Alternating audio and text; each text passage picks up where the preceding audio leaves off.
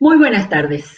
Acá estamos de nuevo, nueva semana, gracias a Dios, con fuerza, con ganas, muy empoderados, como se dice ahora, pero bendecidos, digamos, como se dijo siempre, por las reuniones del fin de semana, por los mensajes que recibimos, por la comunión de la iglesia, por la hermosa reunión de ayer a la tarde.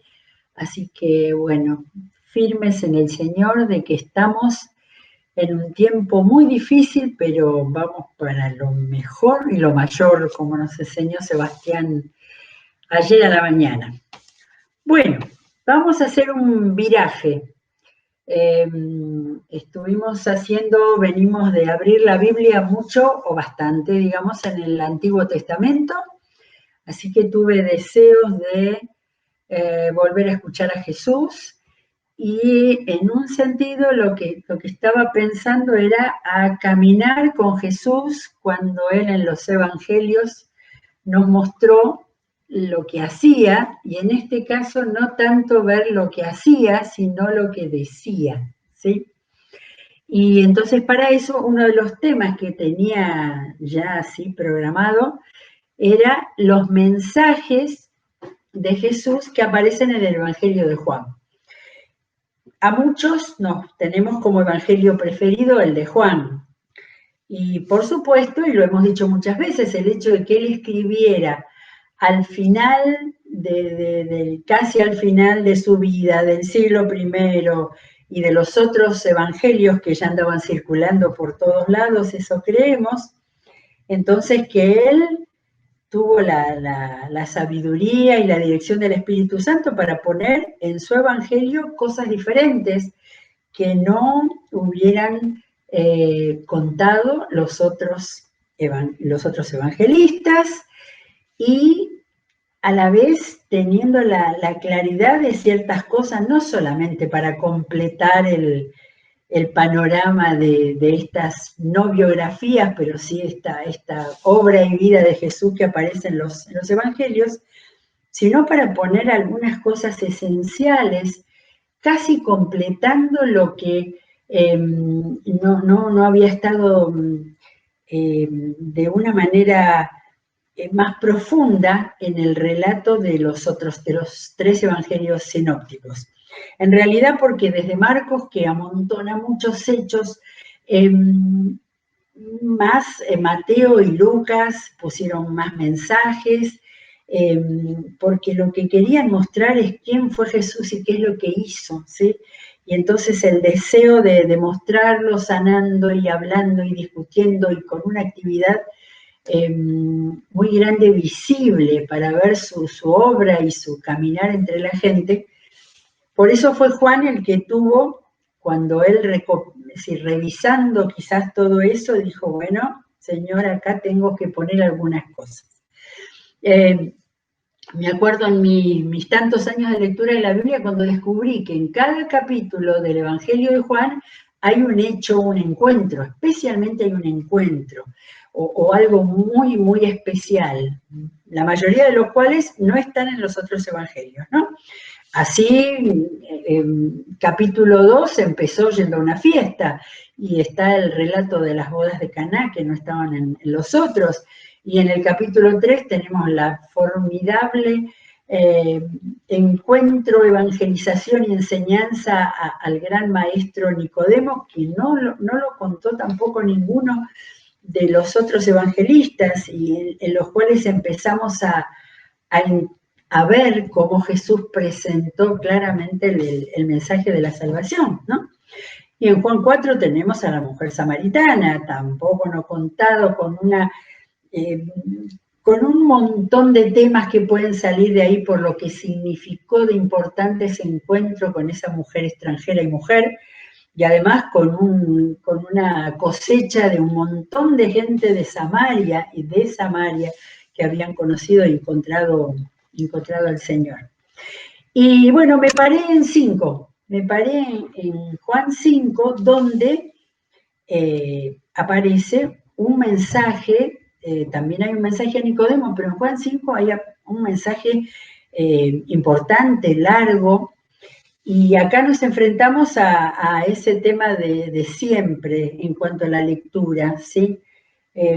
Dios quiera que estemos de alguna manera tomando decisiones de lectura para que sea más a fondo, más tranquila, más pensando, por supuesto, porque la comprensión es indispensable, pero el tiempo y la cabeza toda puesta para poder quizás no entender, porque son cosas que entendemos, pero podemos leer. Yo pensaba, si leemos todo este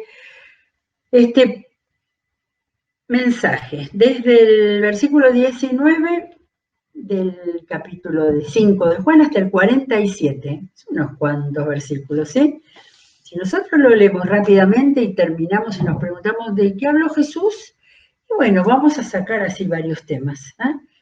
Pero solamente con una lectura detenida y razonando la lectura, podemos darnos cuenta si fue avanzando tema por tema, si fue volviendo sobre sí. Y entonces dije, acá lo que hay que hacer es escribir. No alcanza solo con leerlo, ¿sí? Muestro mi apunte.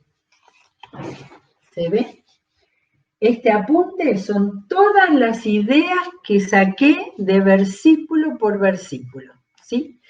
Y entonces, la verdad, después de tanta lectura de la Biblia que tengo, creo que pude decir, bueno, entiendo cómo Jesús fue desarrollando esa presentación a aquellos que ahora vamos a ver quiénes eran. Bueno, nos ubicamos, estanque de Betesda, Betsaida, depende de la traducción de la Biblia, tenemos un nombre distinto, pero era el mismo lugar. Ahí se metían a los necesitados por problemas de salud, y la cosa que parece que uno solo por vez, y Jesús se encuentra con un inválido, dice inválido, desde hacía 38 años, ¿sí? También el pobre hombre merece que uno le dedique 30 segundos para pensar lo que debía ser su situación de desencanto, de decepción, de tristeza, ¿sí? Por estar ahí y nunca conseguir que de alguna manera le toque algo de los regalos de Dios. Bien, ¿qué le dijo Jesús a este hombre? Parece un chiste, ¿eh? Le dijo, ¿querés quedar sano? ¿Sí? Y uno podría pensar que le dijo, sí, no, le dijo, Señor, no tengo a nadie que me meta en el estanque mientras se agita el agua y cuando trato de hacerlo otro se mete antes, ¿sí? O sea, el hombre manifestó su decepción, manifestó su falta ya de fe, como que ya estaba desahuciado completamente, ¿sí? Y entonces Jesús, también sorprendente, fue sorprendente la manera en que Jesús le preguntó, fue sorprendente lo que le contestó propio de su situación. Pero después Jesús le dice, levántate, recoge tu camilla y anda. No le dijo, sos sano, te perdono los pecados, como en muchos otros casos. Algo que habría que hacer es revisar todas las veces que Jesús hizo sanidades, la forma en la cual encaró esas sanidades. Pero acá con este le dice, levántate, recoge tu camilla y anda. Y claro, Jesús no lo hizo, podía haberle dicho, ya está sano. No, le dio las instrucciones, que se levante, que recoge su camilla y que ande. Entonces el hombre quedó sano, tomó la camilla, obediencia total, ¿eh? Podía haber hecho un montón de otras cosas, pero obediencia total, porque salió a andar y acá aparece el versículo clave, dice, pero ese día era sábado, ¿sí? Y entonces, re interesante el versículo 10, por eso los judíos le dijeron al que había sido sanado, hoy es sábado, no te está permitido cargar tu camilla. Qué tremendo son los religiosos. Ninguno se alegró, ninguno lo felicitó, ninguno lo abrazó. Es decir, nada para compartir lo que le estaba pasando a ese hombre. Solamente la aplicación de la ley, ¿sí? cada vez más pienso que las iglesias son las que han impedido que el evangelio crezca por las leyes, ¿no? Por lo legal, por tratar a las personas con la legalidad. Bien. Entonces, le preguntaron, él contestó, y no había vuelto, ni sabía quién era Jesús y no había vuelto a verlo. Después de esto, que lo estuvieron los judíos cuestionando, se encontró a Jesús en el templo y Jesús le dijo, mira, ya has quedado sano, no vuelvas a pecar, no sea que te ocurra algo peor. ¿Sí? Ahí fue todo el mensaje para ese hombre que había quedado sano. Bueno, y entonces vamos nosotros al mensaje de Jesús, porque a partir de ahí, los judíos perseguían a Jesús, ¿sí? ¿Por qué? Y porque quebrantaba el sábado, ¿eh? Eso era el gran pecado. Y Jesús les respondía, dice Juan, porque Juan elegía las frases que mostraban a Jesús para que se mostrara. Parece una redundancia, pero es así, porque ahora lo vamos a ver en el mensaje. Jesús le decía, mi Padre aún hoy está trabajando y yo también trabajo. Y saben, me di cuenta de la gran verdad que dice acá, ¿no? La contravención mayor de Jesús. Jesús dijo, mi Padre quebranta el sábado.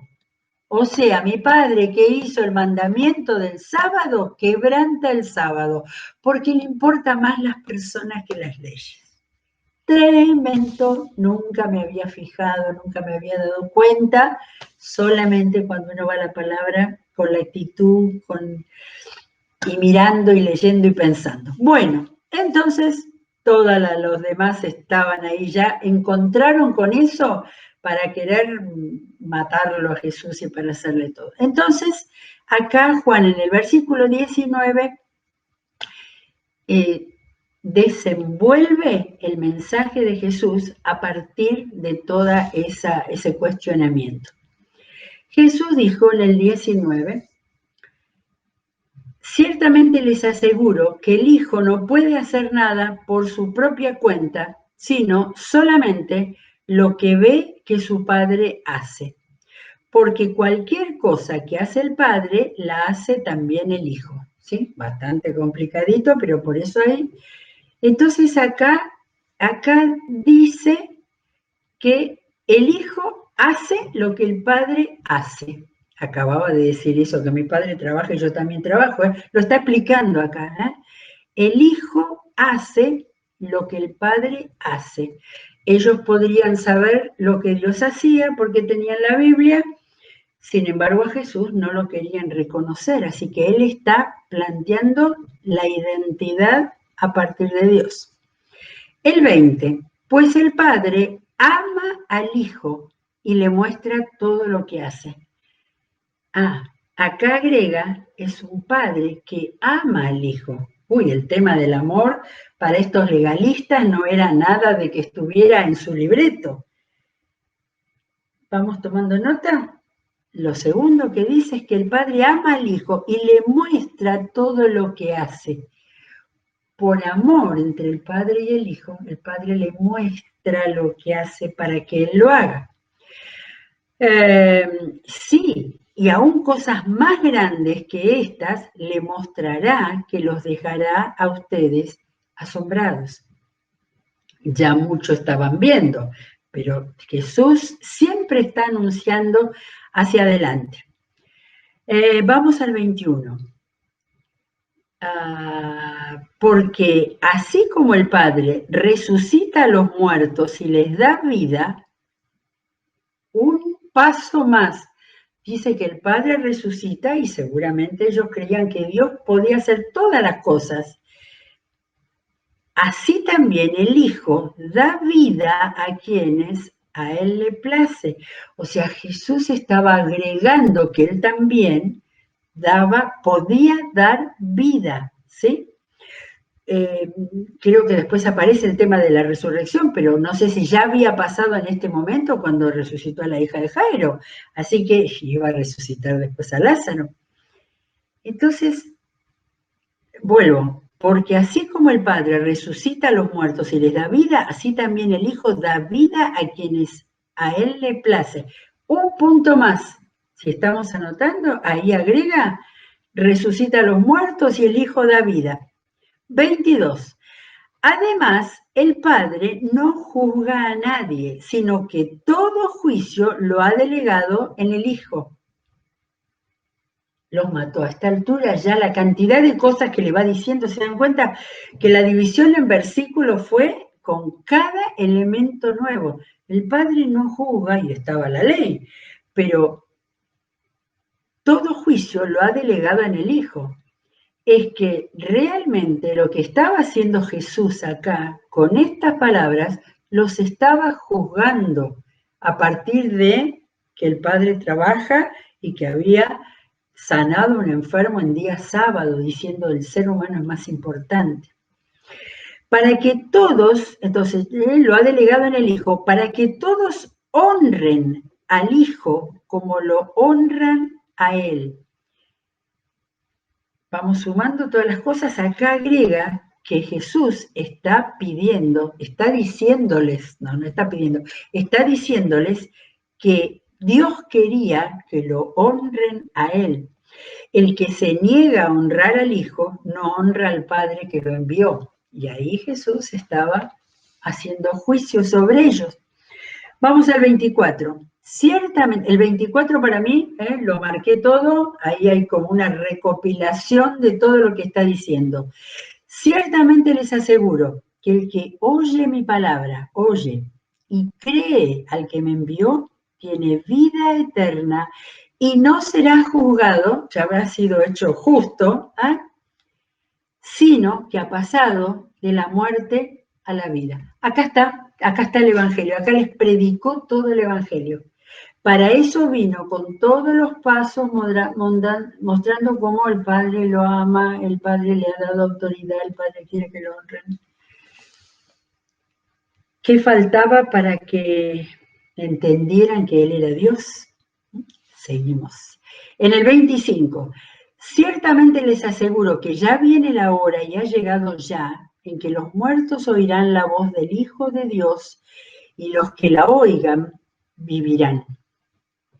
Y sigue en el 26, porque así como el Padre tiene vida en sí mismo, así también ha concedido al Hijo el tener vida en sí mismo. Y les ha dado autoridad para juzgar, puesto que es el Hijo del Hombre. Yo creo que acá ya los mató, les quitó argumentos y sobre todo los dejó sin tener nada que contestar, solamente tenían que creer esto, ¿sí? Acá aparece el Hijo del Hombre, ¿sí? El Hijo del Hombre, lo decía, yo lo anoté.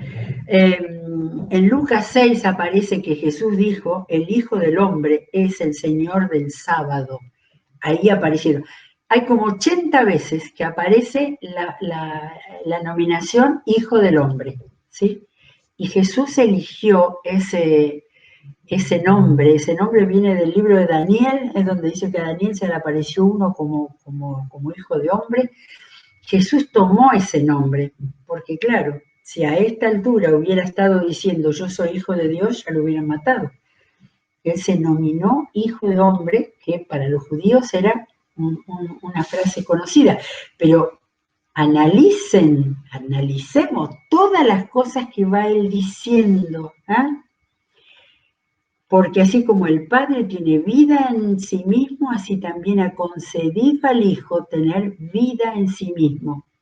Y le ha dado autoridad para juzgar, puesto que es el Hijo del Hombre. Va cerrando, vuelve al tema de autoridad y vuelve al tema de juzgar. Vamos al 28. No se asombren de esto, porque viene la hora en que todos los que están en los sepulcros oirán su voz y saldrán de allí. Los que han hecho el bien resucitarán para tener vida, pero los que han practicado el mal resucitarán para ser juzgados, ¿sí? Ya está mirando para adelante, ya les está hablando de la resurrección futura. Y sigue, en él llegamos al 30. Yo no puedo hacer nada por mi propia cuenta. Juzgo solo según lo que oigo. Diría lo que oigo de ustedes. Y mi juicio es justo, pues no busco hacer mi propia voluntad, sino cumplir la voluntad del que me envió. Me da la impresión, acá cierra, desde el 19 hasta el 30, acá cierra. Él cumple la voluntad de Dios, él viene a hacer lo que Dios le había delegado, lo que había enseñado, él tiene el amor de Dios y él habla de vida eterna. En el versículo 24 tenemos que al que cree en el que me envió tiene vida eterna y ha pasado de la muerte y la vida. Ya está ahí el mensaje clarísimo de salvación. Pero no termino, acá hay un pequeño relax, es decir, como para aflojar un poquito tantas verdades que estaba diciendo una en cada versículo. Si yo testifico en mi favor, ese testimonio no es válido. Otro es el que testifica en mi favor y me consta que es válido el testimonio que él da de mí. ¿De quién habla? Ustedes enviaron a preguntarle a Juan, el Bautista, y él dio un testimonio válido. Y no es que acepte yo el testimonio de un hombre, como dijo recién que era válido, más bien lo menciono para que ustedes sean salvos. Ustedes se habían bautizado con el bautismo de Juan, le habían creído a Juan el Bautista que había que arrepentirse porque venía el reino de los cielos, ¿no? Por eso le dice, más bien lo menciono para que ustedes sean salvos, empezando por ese evangelio que habían recibido por Juan el Bautista.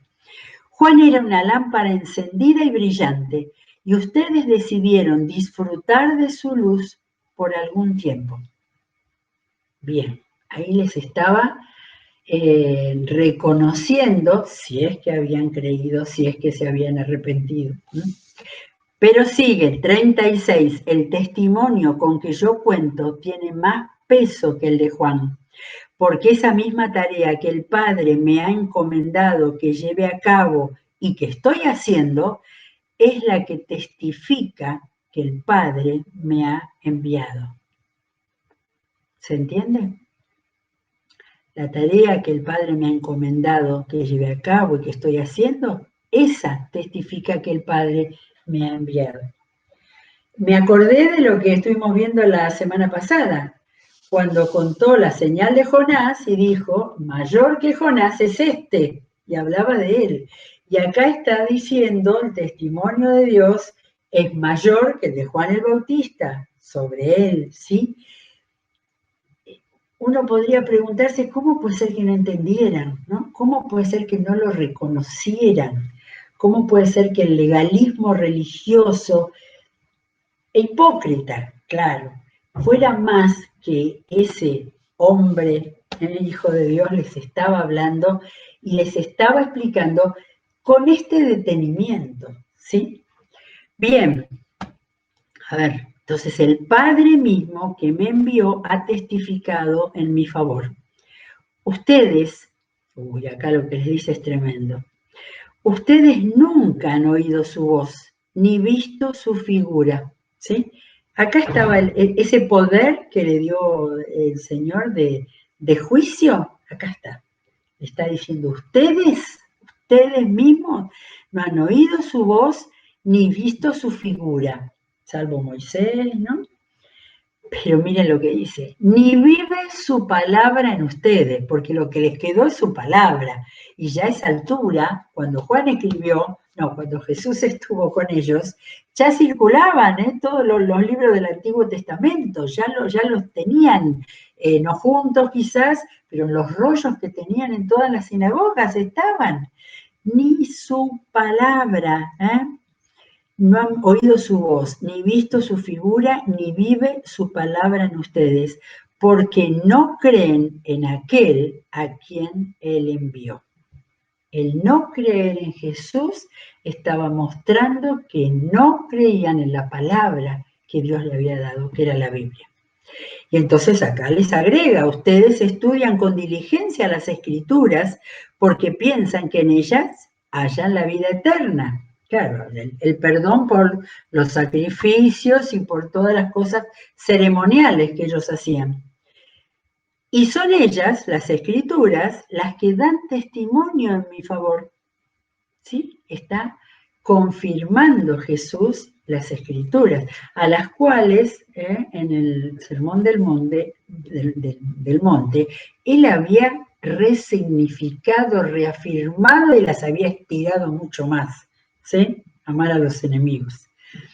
Así que les dice, ustedes estudian con diligencia las escrituras, piensan que en ellas, muy bien, pero ellas dan testimonio de mí. Y sin embargo, ustedes no quieren venir a mí para tener esa vida.